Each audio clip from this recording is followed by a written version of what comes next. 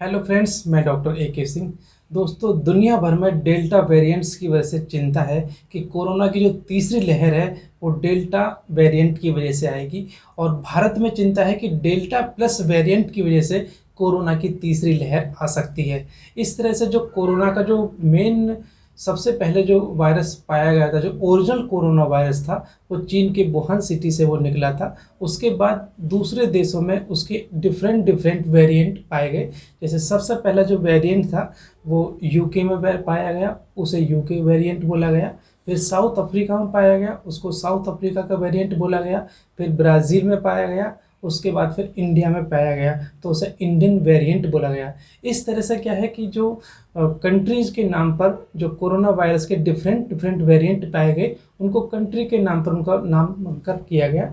जैसे कि Indian variant, UK variant, Brazil variant, south Africa variants. तो इससे बहुत से देशों ने WHO से शिकायत करी कि कंट्री के नाम पर जो वेरिएंट का नामांकन क्यों किया जा रहा है। सभी देशों ने कहा कि जो चाइना से जो वायरस निकला था उसको चाइनीज वायरस नाम नहीं दिया गया, तो फिर वेरिएंट के नाम के जो दिया जा रहा है वो कंट्री के नाम पर क्यों।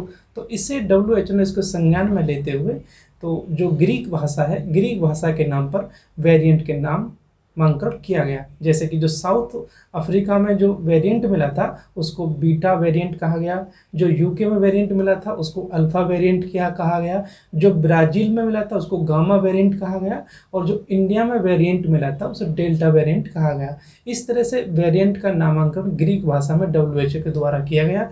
और जो डेल्टा वेरिएंट है ये लगभग 80 से ज़्यादा देशों में अब तक फैल चुका है। और डेल्टा प्लस जो वेरिएंट है वो अल्फ़ा वेरिएंट है, दूसरे वेरिएंट से 50 से 60% तेज़ी से फैलने वाला है। और ये जो वेरिएंट है इसमें बहुत सी ड्रग्स के प्रति ये रेजिस्टेंट भी है। और तीसरी लहर जो आएगी वो इन्हीं वेरिएंट की वजह से आ सकती है। लेकिन भारत में जो ICMR है उसने तीसरी लहर के बारे में अभी कुछ नहीं बोला है, क्योंकि उन्होंने नहीं बताया है कि लहर आएगी भी या नहीं आएगी। और जो एम्स के डायरेक्टर ने रणदीप गुलेरिया जी, उन्होंने बताया है कि यदि भारत के लोग इसी तरह जो प्रोटोकॉल में लापरवाही करते रहे, सोशल डिस्टेंसिंग का पालन नहीं किया, मास्क का प्रयोग नहीं किया, तो जो कोरोना की जो तीसरी लहर है वो अक्टूबर में भी आ सकती है। और हमारे तीसरे डॉक्टर साहब हैं डॉक्टर NK अरोरा जी, ये भी कोविड से संबंधित डॉक्टर हैं। इन्होंने कहा है कि जो कोविड की जो तीसरी लहर है कोरोना की वो लगभग दिसंबर तक आ सकती है। इस तरह से जो कोरोना की तीसरी लहर की जो संभावना है वो अक्टूबर से दिसंबर के बीच है। तो इस तरह से जो लहर खतरनाक होगी या ना होगी इसके विषय में अलग अलग वैज्ञानिकों के अलग अलग मत हैं। फिलहाल सभी तरह के वेरिएंट से बचने का केवल एक ही तरीका है, वैक्सीनेशन।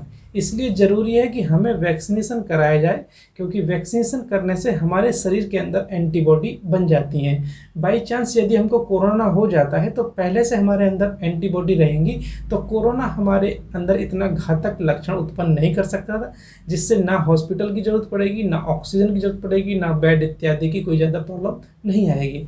इसलिए वैक्सीन जरूर से लगाएं। वैक्सीन ही एकमात्र विकल्प है सभी प्रकार के वेरिएंट से बचने के लिए। दोस्तों, आपसे यही रिक्वेस्ट है, प्लीज़ अपना टाइम आने पर जल्द से जल्द कोरोना की वैक्सीन लगवा लीजिएगा, यही सबसे अच्छा है। यदि आप मेरे YouTube चैनल पर नए हैं तो आप चैनल को सब्सक्राइब कर सकते हैं, साथ में बेल आइकन को दबाकर ऑल पर भी क्लिक कर दीजिएगा प्लीज़। और वीडियो देखने के लिए आपका बहुत बहुत धन्यवाद।